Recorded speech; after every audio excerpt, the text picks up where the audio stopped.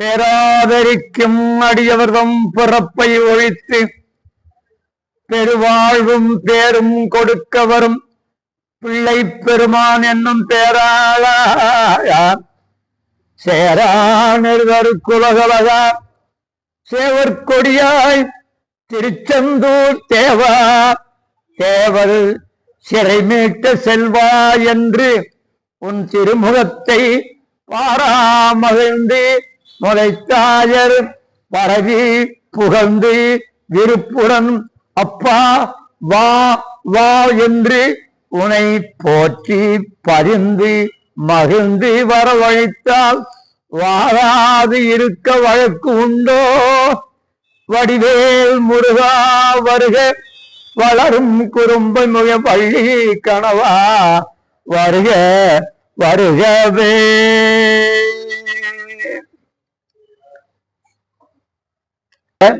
ஞானாம்பிகை உடனாய காலத்தினாதருடைய திருவருளினாலே திருவிளையாடல் புராணத்துல மாமனாக வந்து வழக்கு உரைத்த காதை, மாமனாக வந்து வழக்கு உரைத்த கதை, மாமனாக வந்து வழக்கு உரைத்த கதை ஒரு அருமையான வரலாற்று செய்தி. எல்லாம் வல்லவனாக இருக்கிற சிவபரம்பொருள் யார் யாருக்கு எந்தெந்த வகையில வரணுமோ அந்தந்த வகையில வந்து அந்தந்த நிலையில நின்று உதவுகிற ஆமா பெரும் கருணையாளன் என்பதற்கு இந்த வரலாறு ஒரு சான்று. இத அற்புதமா சொல்றாரு பரஞ்சோதி முனிவர் நம்முடைய வரலாற்றுல. பரஞ்சோதி முனிவர் என்ன பண்றாரு, மொழிகளிலேயே சிறந்தது தமிழ் அப்படின்னு அவர் நினைக்கிறார்ப்பா. அவருக்கு அப்பவே சொல்லு மொழிகளிலே சிறந்தது தமிழ். அதான் நாம நிறைய மொழி ஆராய்ச்சி வல்லுநர்கள்லாம் சொல்லி இருக்காங்க. அவரு என்ன சொல்றாரு பாருங்க, தொண்டர் நாதனை தூதிடை விடுத்ததும், தொண்டர் நாதனை தூதிடை விடுத்ததும், முதலை உண்ட பாலனை அழைத்ததும், எலும்பு பெண்ணுருவ கண்டதும், மறை கதவினை திறந்ததும், கன்னி தாண்டமிழ் சொலோ மறுபுல சொற்களோ சாட்சீர். அப்படி எப்பா இவ்வளவு அற்புதங்களை செய்தது எது? உலகத்துல வேறு எந்த மொழியும் அல்ல, கன்னி தமிழ். தொண்டர்நாதனை தூதுடை விடுத்தது, முதலை உண்ட பாலனை அழைத்தது, எலும்பு பெண்ணுருவா கண்டது, மறை கதவினை திறந்தது, கன்னி தாண்டமிழ்ச்சொலோ மறுபுல சொற்களோ சாட்சீர் என்று இந்த தமிழுடைய அருமை பெருமைகளை அற்புதமா பேசுறார். அந்த பரஞ்சோதி முனிவர் 64 திருவிளையாடல்களையும் தம்முடைய நாவன்மையினாலும் கவித்திறமையினாலும் அற்புதமாக பாடி வைத்திருக்கிறார். பல பேரும் பாடியிருக்கிறாங்க, திருவிளையாடல் புராணத்தை பல பேரும் பாடியிருக்கிறாங்க.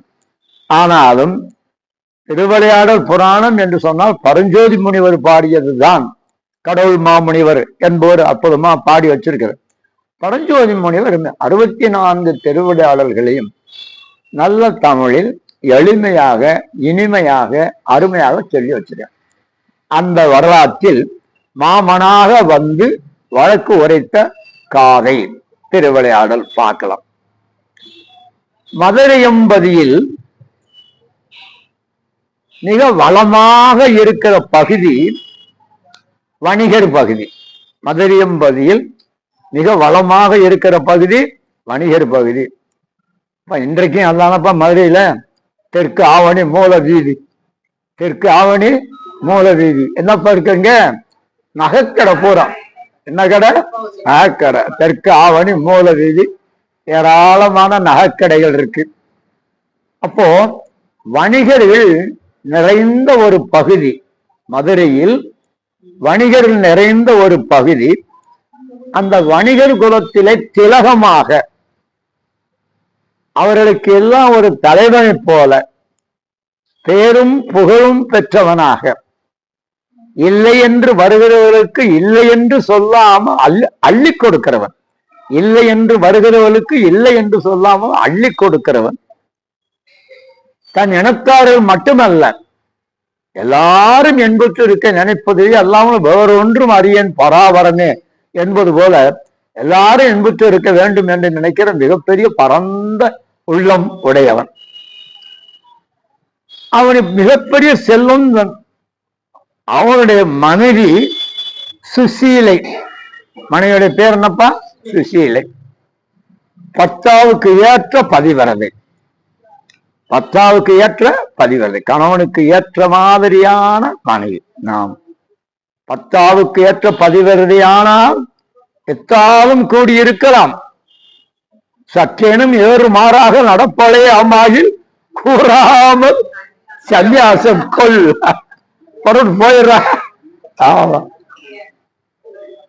ஒரு என்ன பண்ணா பெரியவர் ஒருத்தர் சாமி துறவி ஒருத்தர் சாமி ஒரு ஊர்ல வந்து தங்கி இருக்காரு. அவர்கிட்ட எல்லாரும் போய் ஆசி வாங்குறாங்க. ஒரு இளைஞன் போனா ஆசி பண்ண, சாமி என்னை ஆசீர்வாதம் பண்ணுங்க, எனக்கு நல்லபடியா திருமணம் நடக்கணும்னு ஆசி பண்ணுங்க அப்படின்னு. இப்ப அவர் என்ன பண்றாரு, உனக்கு நல்லதாக ஒரு மனைவி அமைந்தால், எப்படி நல்லதாக ஒரு மனைவி அமைந்தால் உன்னுடைய வாழ்க்கை மகிழ்ச்சியாகவும் இன்பமாகவும் நிறைவாகவும் இருக்கும் அப்படின்னு போய் சொல். கொஞ்ச தூரம் போனவன் திரும்பி வந்தான். நல்லதாக ஒரு மனைவி அமைந்தால் ஒரு வார்த்தை சொல்லியிருக்கீங்க, எப்படி நல்லதாக ஒரு மனைவி அமைந்தால் ஒரு வார்த்தை சொல்லிட்டீங்களே. அப்படி அமையலன்னு என்ன பண்றதுன்னா, ஒன்னும் கவலைப்படாத என்ன மாதிரி தருவியா, ஒன்னும் கவலைப்படாத என்ன மாதிரி வந்துருவான்ட்டாரு. அப்போ இந்த சுசீலை கணவன் கருத்து அறிந்து நடக்கிறவள். அதற்கு மேலாக கணவனுக்கு நல்ல வழிகாட்டியாகவும் இருந்தவள். மனைவி கணவனுக்கு சிறந்த துணை. அதனால வாழ்க்கை துணையினர். என்னது வாழ்க்கை துணை. ஆமா, வலது பக்கத்துல நிறுத்தி வைப்பாங்க. எங்க நிறுத்தி வைக்கிறாங்கப்பா பண்ண மணவரியில திருமணம் நடக்கிற போது மணவரி எங்க நிறுத்துறாங்க? வலது பக்கம் தான் நிறுத்துறாங்க. ஆமா, உன்னுடைய வாழ்க்கையில் எப்பா உனக்கு எல்லா வகையிலும் துணை இருந்து வாழ்க்கை வெற்றிகரமா நடப்பதற்கு துணையா இருப்பேன். வளம் வெற்றி தாலி வெட்டி எல்லாம் முடிஞ்ச பிறகு எங்க வந்துடுறாரு? இடது பக்கம். இப்ப இதுக்கு என்ன பொருள் அப்படின்னா, உன்னை நான் என் நெஞ்சத்துல வச்சு காப்பாத்துவேன். நெஞ்சம் எங்க இருக்குப்பா? உன்னை கண்கலகாம காப்பாத்துவேன், என் நெஞ்சத்துல வச்சு நான் காப்பாத்துவேன் அப்படின்னு உறுதிமொழி தருவதற்காக அப்படி நம்ம பெரியவங்க எப்படி எல்லாம் சிந்தனை பண்ணி வச்சிருக்காங்க. இப்போ கணவனுக்கு ஏற்ற ஒரு மனைவியை அற்புதமாக இல்லற வாழ்க்கை நல்லறமாக நடத்தி வருகிறார். அழகுல திருமகள் போன்றவளாம். எப்படிப்பா? அழகுக்கு யாரு? அழகில் திருமகள் போன்றவர் லட்சுமி. ஆமா. அறிவில் கலைமகள் போன்றவள். அழகுல திருமகள், அறிவில கலைமகள். ஆமா, ரெண்டு வேணும். ஆமா, கலைமகளா இருந்துட்டு காசு பணம் இல்லாம சென்றாலும் கூடாது. ஏராளமா இருக்கு, ஒண்ணு இங்க இல்ல அப்படிங்கிற நிலைமைக்கு வரக்கூடாது. எல்லாம் சமமா வந்து நல்லபடியா இருக்கு. அப்போ அழகில் திருமகள் போன்றவள், அறிவில் கலைமகள் போன்றவள். ஒரு சிறப்பான ஒரு வாழ்க்கை நடந்து கொண்டிருக்கு. அவர்களுக்கு ஒரு பெரிய மனக்குறை. வாழ்க்கையில எல்லாருக்கும் ஏதாவது ஒரு வகையில குறை வரும். அதாவது கடவுள் ஒருவன் தான் குறைவிலா நிறைவு கோதிலா அமுது. அதுக்காக சொன்னாங்க குறைவிலா நிறைவே கோதிலா அமுது. மனிதர்களாக வாழ்க்கைக்கு வந்துட்டா ஒரு ஏதாவது எந்த வகையாவது ஒவ்வொருக்கும் ஒவ்வொரு குறை இருக்கும். ஆமா, என்ன குறை? பிள்ளை இல்லை, குழந்தை இல்லை. எவ்வளவு பெரிய செல்வந்ததாக இருந்தாலும் என்ன வேணும்? குழந்தை வேணும். வாழ்க்கையில் என்ன வேணும்? குழந்தை வேணும். இப்ப எனக்கு வேண்டாம்னு சொல்ற மாதிரி அம்மாக்கெல்லாம் வந்துட்டாங்க. ஏன்னா வேடிக்கையா திருக்க முனுசாமி சொல்றாரு, உன்னை பெற்றதுக்கு ஒரு கொலைக்கெல்லாம் பெற்றா கூட ஆற்றுறதுக்கு உதவுங்களா? அம்மா பிள்ளை செய்யறது பார்த்துட்டு அம்மா மனம் நொந்து போய்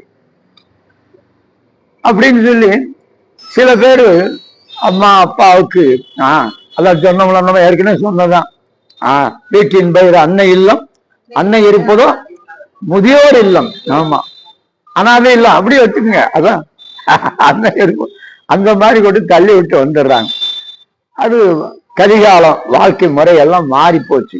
இன்னும் கொஞ்ச காலம் போனா அண்ணனாவது, தம்பியாவது, சித்தப்பாவது, பெரியப்பாவது, மாமாவது, மச்சாவது, அதெல்லாம் ஒட்டு உறவு எல்லாமே போயிடும் போது அந்த மாதிரி அவங்களுக்கு குழந்தை இல்லாத ஒரு குறை. ரொம்ப அற்புதமா புறநானூற்றுல சொல்லுவான். நெய்வட விதிர்த்து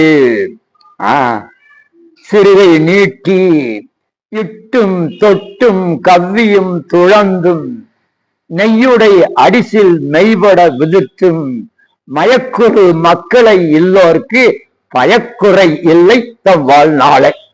புறநானூற்று அற்புதமான ஒரு பாட்டு.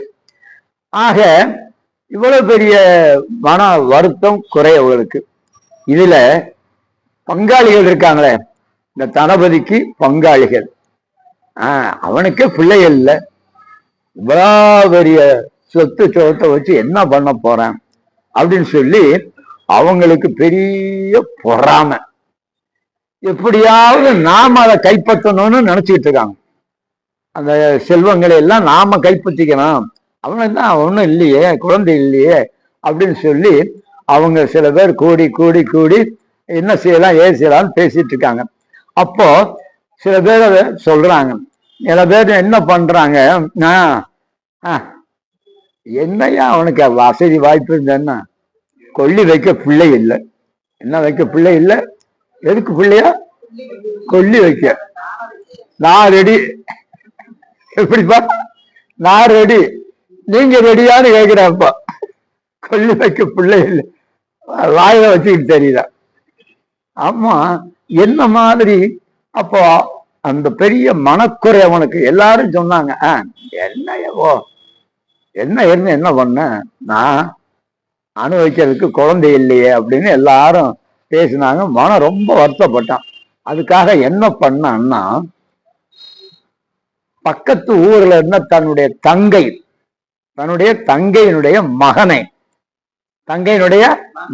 தத்தெடுத்தான். தங்கையினுடைய மகனை தத்தெடுத்து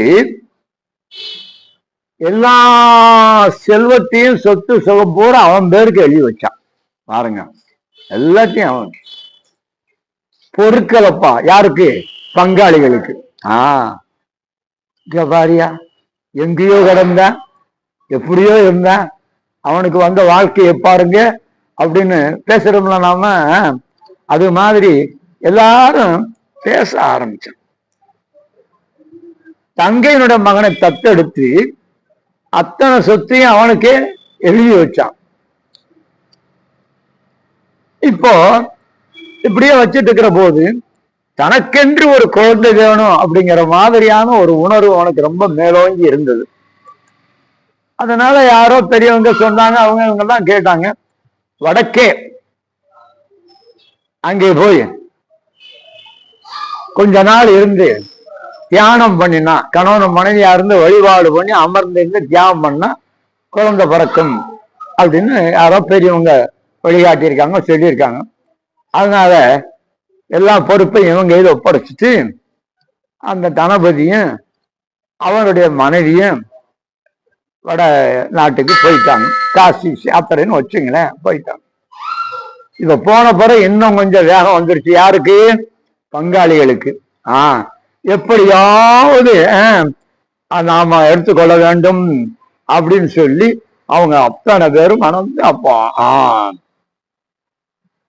வீண் வம்பு சண்டை பிரச்சனை அப்படின்னு சொல்லி பல பேர் நேரம் வந்து தொந்தரவு பண்ணி சொத்துக்களை பூரா அவன் கவர்ந்துக்கிட்டான். சொத்துக்களை பூரா யாருப்பா? பங்காளிகள். இவன் கொடுத்து வச்சுட்டு போன சொத்தை பூரா பங்காளிகள் பூரா இப்ப வந்துட்டு அவன் பங்கு போட்டுக்கிட்டான். உனக்கு இது உனக்கு இது உனக்கு இது அப்படின்னு பங்கு போட்டு கவர்ந்து விட்டு அப்படியே இருக்காங்க. அப்போ இந்த தங்கை பார்த்தா, என்ன இது கொடுமை, அநீதி, கேள்வி கேட்பாரே இல்லாம போச்சு என்று சொல்லி மனம் வருந்தி, திக்கற்றவர்களுக்கு தெய்வமாக இருக்கிறவன் அந்த சொக்கநாத பெருமான் என்று சொல்லி நேராக சொக்கனுடைய கோயிலுக்கு போனான். சொக்கனுடைய கோயில்ல போய் அவனுடைய திருவடிகளிலே வீழ்ந்து வணங்கி அழுது புரண்டு, இப்படிப்பட்ட அநீதியெல்லாம் நடந்து கொண்டிருக்கிறது, நீ இதையெல்லாம் வேடிக்கை பார்த்து கொண்டிருக்கிற மாதிரி தெரியுது, எனக்கு வேறு யாரு இருக்கா, உன்னை விட்டா வேறு யாரு, நீ அந்த மாதிரி இந்த மாதிரி என்னென்ன காரியங்கள் எல்லாம் செய்திருக்கிற, என் மீது மனம் உனக்கு இறங்கவில்லையா, கருணை எனக்கு நீ காட்டக்கூடாதா என்று சொல்லி அழுது முறையிட்டால் அங்கே. அப்ப என்ன ஆச்சு பாருங்க, அழுது முறையிட்டு அப்படியே சோர்ந்து அங்கேயே படுத்து தூங்கிட்டாளாம். அங்கேயே படுத்து தூங்கிட்டாள். தூக்கத்துல இறைவன் வர்றான். தூக்கத்துல சொக்கன் தோன்றி, ஒன்னும் கவலைப்படாதே, நான் உரிய நேரத்தில் வருவேன், நீ நாளை காலை பொழுது விடிந்ததும் உங்க ஊர்ல இருக்கிற நியாய சபை, தர்ம சபை, நியாயவாதிகள் தர்ம சபை, இப்ப மாதிரி அந்த நீதிமன்றங்கள்லாம் அந்த காலத்துல இல்ல, ஒவ்வொரு ஊர்லயும் பஞ்சாயத்தும் இல்ல, அது என்ன தர்ம நீதி. அப்ப அதுக்கு அந்த காலத்துலப்பா கோயில்கள் அப்படித்தான் இருந்திருக்கு. கோயில்கள் இருக்கு, பெரிய கோயில்கள்லாம் அதுவே மருத்துவமனையா இருந்திருக்கு, அங்கதான் எல்லாம். அதே நீதிமன்றமா இருந்திருக்கு, அதே ஊராட்சி மன்றமா இருந்திருக்கு. அதனாலதான் கோவிலை தழுவிய குடிகளை தழுவிய கோவில் பெரிய அடிகளா சொல்லிட்டே இருப்பாரு. இப்ப நமக்கு அந்த தொடர்பை விட்டு போச்சு. அதனால ஏதோ அது நமக்கு என்னங்கிற மாதிரி கவலையே நாம இருந்துட்டு இருக்கிறோம். அப்போ நீ அங்கேயே அவளும் சொல்லிட்டான், நாம் உரிய முறையிலே வந்து உன்னுடைய வழக்கை தீர்த்து வைத்து உன்னுடைய செல்வங்கள் அத்தனையும் நான் மீட்டு தருவேன் என்று அசரீரியாக அது அவன் சிவபரம்பொருள் சொக்கநாதன் சொல்லிட்டான். ஆமா, விடிந்தது. ஊருக்குள்ள வந்தா பங்காளியல் வீடு ஒவ்வொரு வீடா போனான். பங்காளியல் வீடு ஒவ்வொரு வீடா போய், இன்னைக்கு நான் நியாய சபையை, தர்ம சபையை கூட்ட போறேன், தர்ம சபைய கூட்டம் போறேன், உங்கள் மீது நான் வழக்கு தொடுக்க போறேன், நீங்க அங்க உங்க கருத்தை சொல்லுங்க, நான் முறையிடுவேன், அந்த நீதிபதிகள் என்ன சொல்றாங்களோ அதை நம்ம ஏத்துக்கலாம், நானும் ஏத்துக்கிறேன், நீங்களும் ஏத்துக்கணும் அப்படின்னு சொல்லி அவ சொன்னுடன் அத்தனை பேரும் கூடுனேன். உனக்கு இவ்வளவு திமிரு வந்துருச்சா, இந்த துணிச்சலை உனக்கு யாரு தந்தது அப்படின்னு கீழே பிடிச்சு தள்ளி விட்டுட்டாங்களாம். அந்த அம்மாவை கீழே பிடிச்சு அப்பா தள்ளி விட்டுட்டான். கீழே தள்ளுனது மட்டும் இல்லாம அடி அடி அடி அடின்னு அடிச்சு துடிக்கிற அந்த பொண்ணு அப்படியே போட்டுட்டு போயிட்டு ரொம்ப நேரம் ஆச்சு, உணர்வு வர்றதுக்கு ரொம்ப நேரம் ஆச்சு. சரி, நாம சொக்கநாதன் சொன்ன மாதிரி திருக்கோவில் அந்த திருச்சபைக்கு போய் நம்ம வழக்கை சொல்லி நியாயம் கேட்போம் அப்படின்னு சொல்லி நேர வந்தா. சபை கூடி இருக்கு, எல்லாரும் நெஞ்சாங்கடையா விழுந்து வணங்கினான். என்னம்மா அப்படின்னா, ஒரு வழக்கு கொண்டு வந்திருக்கிறேன்,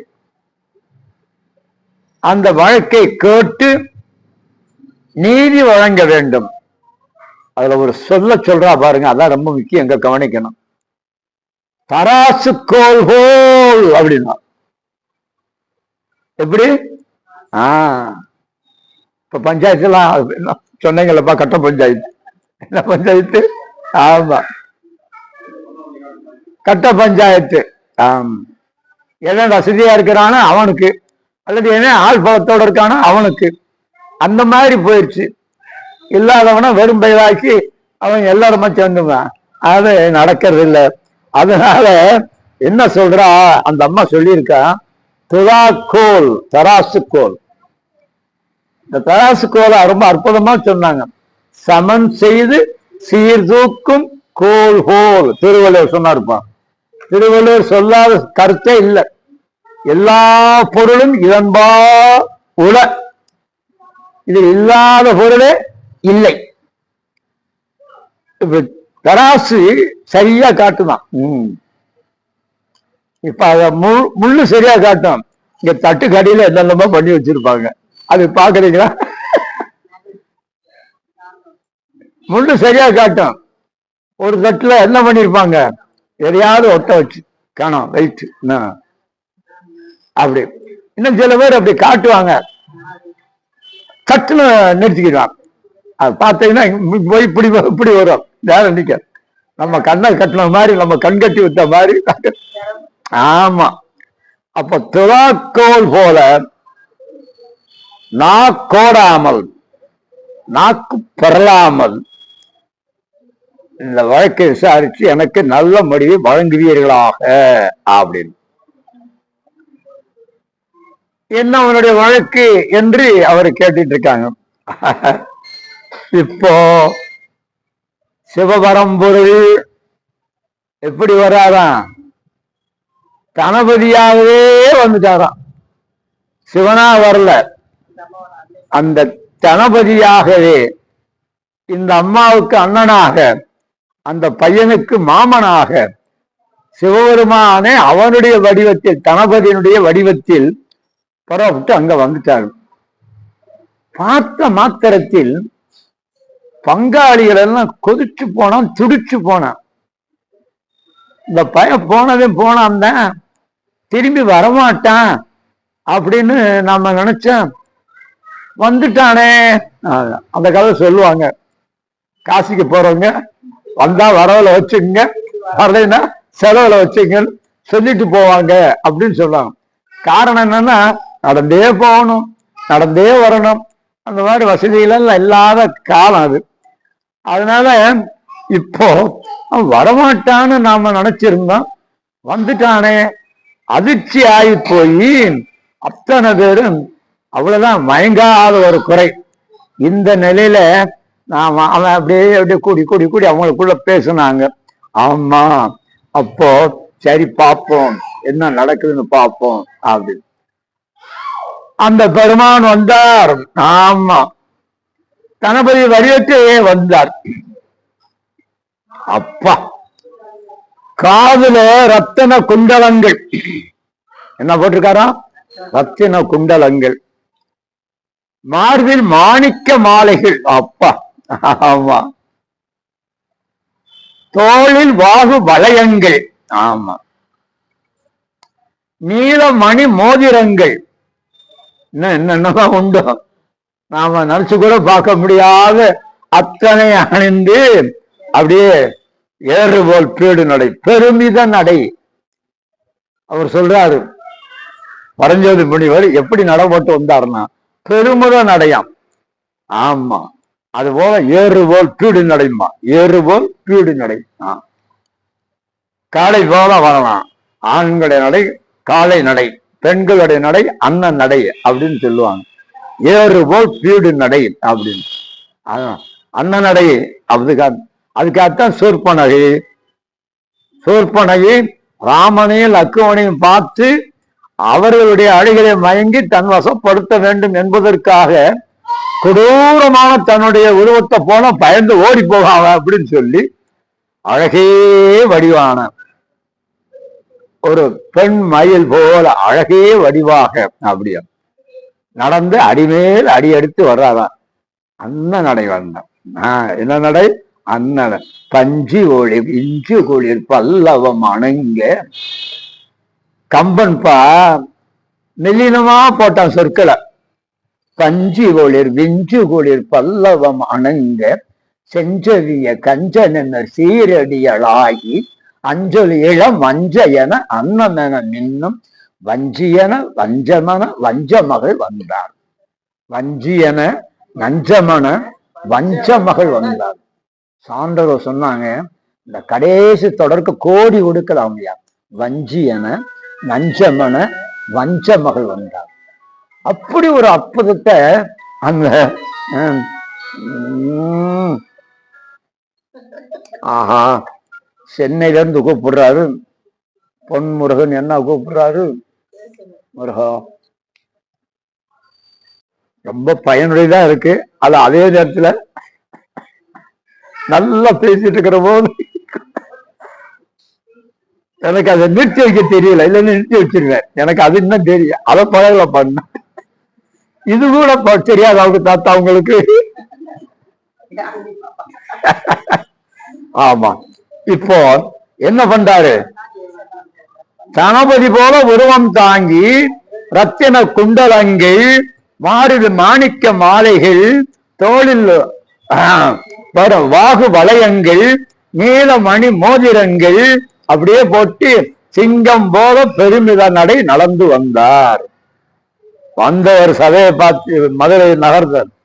இங்கு அரசன் இல்லையோ? இந்த ஊர்ல அறிவி சிறந்த சான்றோர்கள் இல்லையோ? பாண்டியனுடைய செங்கோல் கொடுங்கோலாக ஆனதோ? என்னன்னா கேட்கிறா பாரு. கண்ணகி கேட்டல்லப்பா. கண்ணகி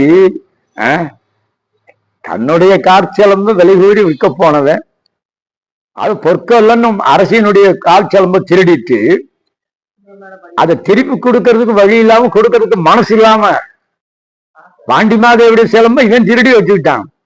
அதை கொடுக்காம என்ன செய்யலாம்னு யோசனை பண்ணிட்டு இருக்கிற போது இவன் சிலம்பு வாங்கலையே சிலம்புன்னு வித்துட்டு போக, இதுதான் சரியான சமயம்னு அவனை மாட்டி விட்டு அந்த கதையெல்லாம் நமக்கு தெரியும். அப்புறம் அநியாயமா கொலை செய்யப்பட்டாருன்னு தெரிஞ்ச உடனே பொங்கி எழுந்தாரு பாருங்க. சிறுமை கண்டு பொங்குவாய் பாருங்க சொன்னோம்.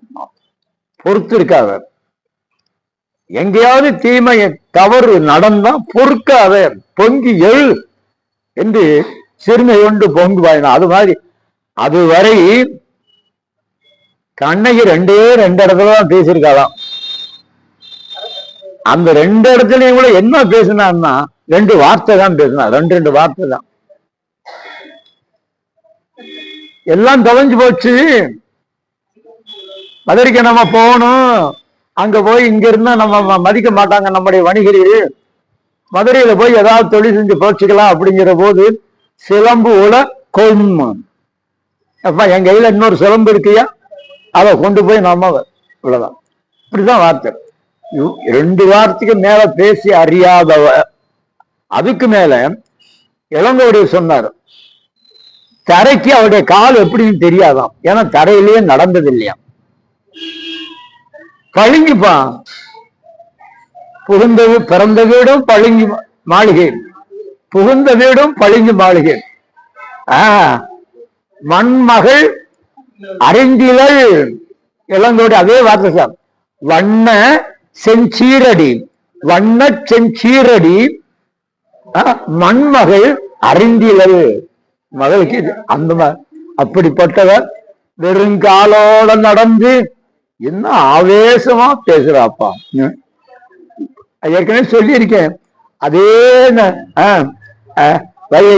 வைகை கரையோரமா, வைகையில் அந்த வருஷ நாட்டு பகுதியில வைகை கரையோரமா நடந்து போறாயா.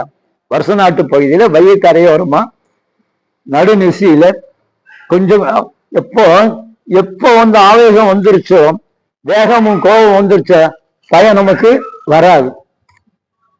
அந்த வருஷ நாட்டு பகுதியில 2-3 நாள் குன்றக்குடி அடிகளார் பெரியவரோட தங்கியிருந்தேன். 2-3 நாள் அங்க அந்த பகுதிக்கெல்லாம் ஒவ்வொரு கிராமமா போயிட்டு வந்தோம். ஒரு நாள் அடிகிறவு நல்ல பௌர்ணமி. எப்பா வைகை கரையில கொஞ்சம் தூரம் நடந்துட்டு வரலாமா அப்படின்னாரு சாமி. சரின்னு வைகை கரையில அப்படியே நடந்து போறது. உனக்கு ஏதாவது நினப்பு வருதா சாமி? இதுலதான் கண்ணகி நடந்திருக்கா. 2000 ஆண்டுகளுக்கு முன்ன, 2000 ஆண்டுகளுக்கு முன்ன கண்ணகி இந்த பாதையில தான் நடந்து சேரநாடு இப்படி போயிருந்த மலைநாடு வந்துருது இல்ல, அங்க போய் சேர நடத்துல முறையிட்ட, பாண்டிய நடத்துல முறையிட்ட அந்த கதையெல்லாம் நமக்கு தெரியும். அப்படி அந்த ஆவேசம் இங்க என்ன பண்ணாரு கேட்கிறார். அரசன் இல்லையோ, அறிவில் சிறந்த சான்றோர்கள் இல்லையோ, பாண்டியனுடைய செங்கோல் கொடுங்கோல் ஆனதோ, நியாயமான தர்ம சபை ஒளிந்து கொண்டதோ,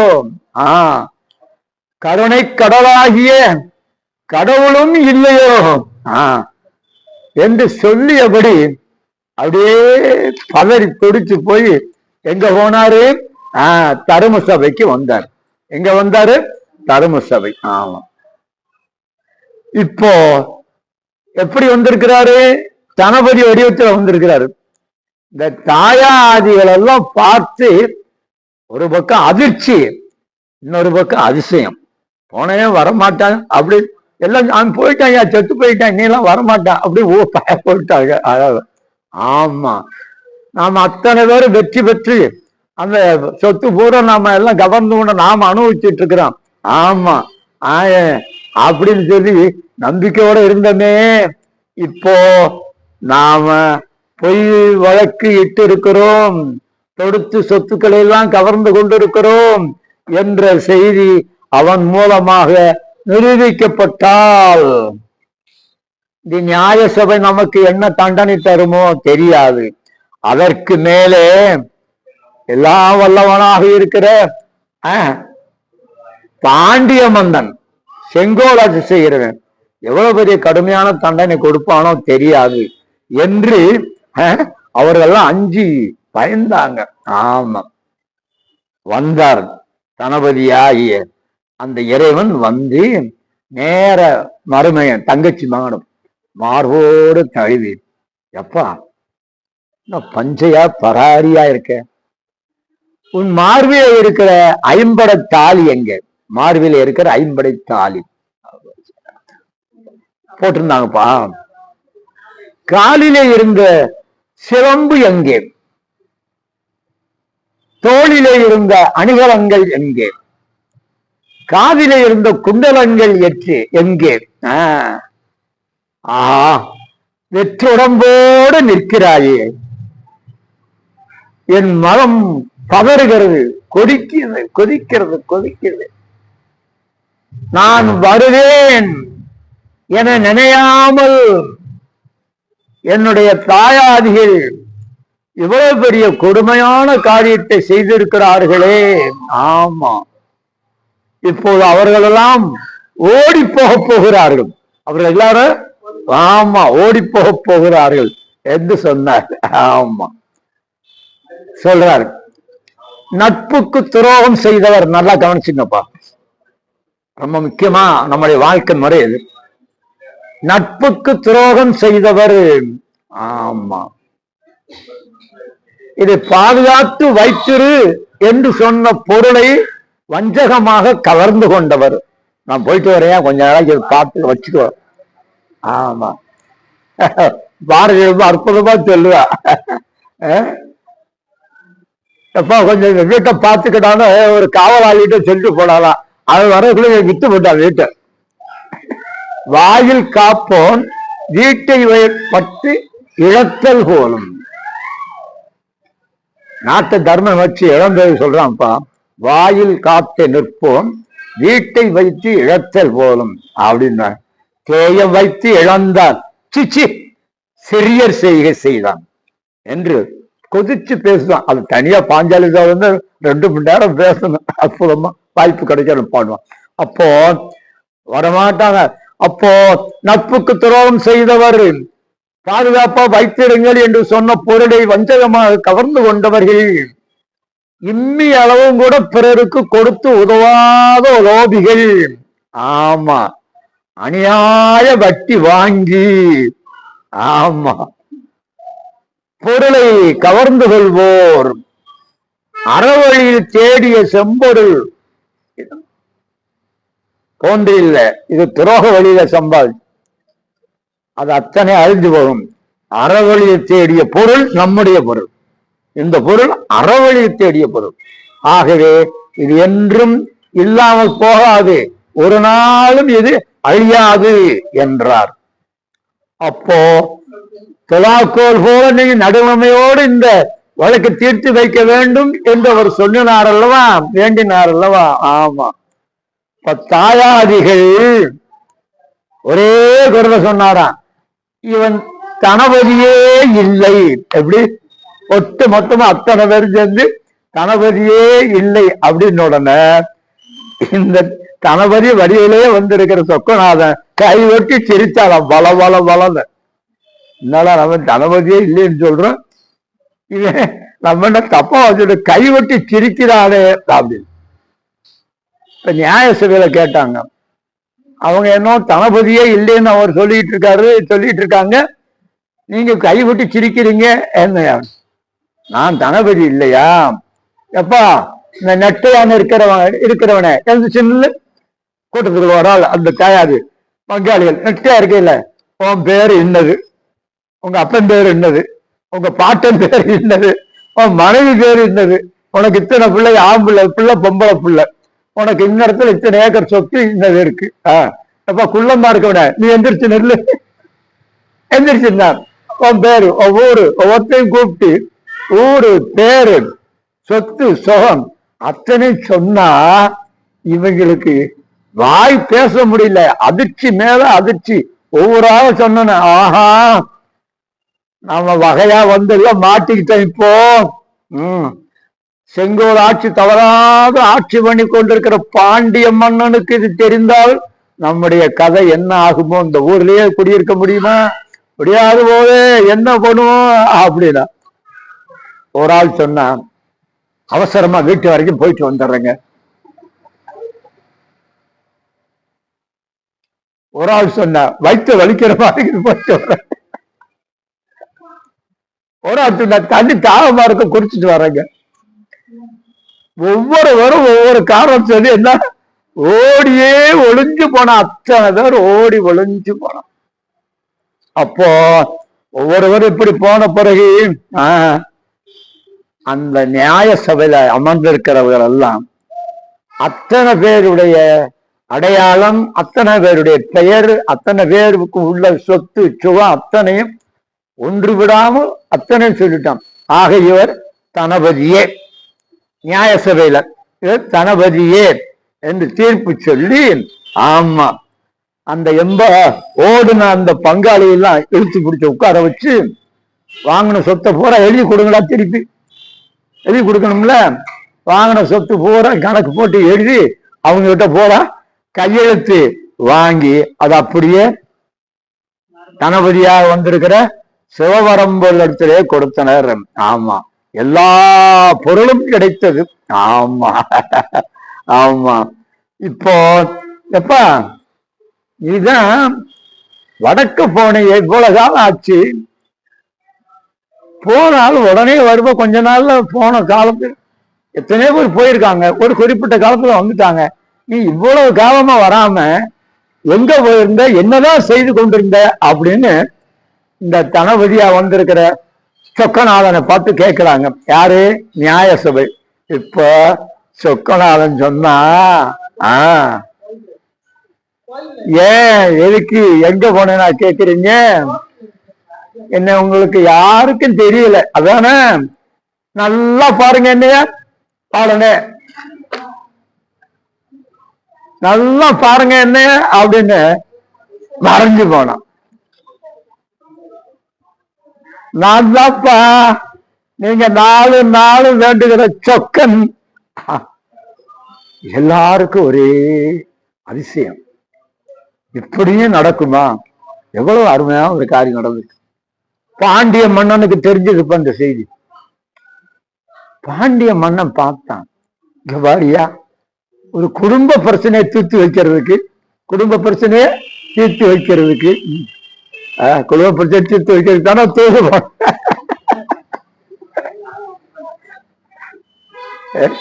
குடும்ப பிரச்சனையை தீர்த்து வைக்கிறதுக்கு சொக்கனே அந்த தனபதியினுடைய வடிவத்தில் வந்து எவ்வளவு பெரிய பெருங்கருணையை செய்திருக்கிறார் என்று சொல்லி மகிழ்ந்து நெகிழ்ந்து ஆறாக கண்ணீர் பெருக்கி மெய் சிலிர்த்து போய் அந்த தனபதி அந்த அங்க அவங்க எல்லாம் கூப்பிட்டு அவங்களுக்கு வேண்டிய பொன்னும் பொருளும் இவன் இன்னமும் கொடுத்து நேரா சொக்கநாதனுடைய கோயிலுக்கு மன்னன் போனானாம்.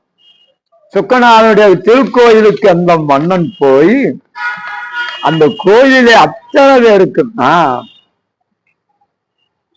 அத்தனை மண்டபங்கள், அத்தனை சன்னதிகள், கருவறைகள் எல்லாத்துக்கும் நிபந்தங்கள் ஏராளமா எழுதி கொடுத்தானா. இதுக்கு இது, இதுக்கு இது, இதுக்கு இது என்று எழுதி கொடுத்து அந்த பாண்டியன் மிகப்பெரிய மகிழ்ச்சியடைந்து, சோமசுந்தர பெருமானே, எவ்வளவு பெரிய பெரும் கருணையான காரியத்தை செய்திருக்கிறார். என்னுடைய நாட்டில் செங்கோல் வழுவி கொடுங்கோல் ஆட்சி நடக்கிறதே, நடந்து விட்டதே என்ற ஒரு அவச்சொல் எனக்கு வாழாமல் என்னை காத்திருக்கிறார். அவங்க காத்து என்னை காத்து பாண்டி நாட்டினுடைய பெருமையும் காத்திருக்கிறாய் என்று சொல்லி அவங்களுக்கு அந்த எல்லா விதமான சிறப்புகளையும் அந்த பெருமானுடைய திருக்கோயிலுக்கு செய்து, அந்த கணபதியினுடைய மகனும் தங்கை மகன் அத்தனையும் செய்து அவன் சிறப்பாக எல்லா மக்களையும் வாழ்ந்தார்கள். மதுரை மாநகரில் பேரும் புகழும் பெற்று வாழ்ந்தார்கள் என்பதோடு இன்றைய நிறைவு செய்து அடுத்த வாரம் நம்ம பார்க்கலாம். சரியப்பா?